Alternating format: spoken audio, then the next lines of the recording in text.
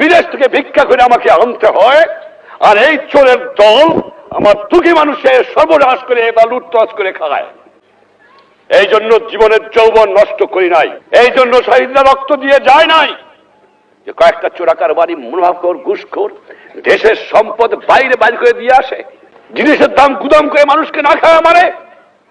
উৎখাত করতে হবে বাংলার বুকের থেকে এদের। টাকা নাই, পয়সা নাই, চাল নাই, ডাল নাই, রাস্তা নাই, রেলওয়ে ভেঙে দিয়ে গেছে। আপনারা ভালো করে কাজ করেন, ঘুষ খাওয়াটা বন্ধ করেন, দুর্নীতি বন্ধ করেন। দেশে অন্ধ অন্ধ দুর্নীতি ভরে গেছে। আমি আশ্চর্য হয়ে যাই, যাও ভিক্ষা করে আনি, তাও চাটার গুষ্টি চাইতে খেয়ে ফেলায় দেয়, আমার গরিব পায় না।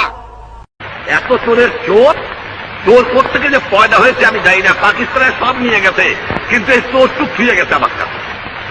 এই চোর নিয়ে গেলে আমি বাঁচতাম, কিন্তু দালাল গেছে, কিন্তু চোর গেলে বাঁচা যাবে।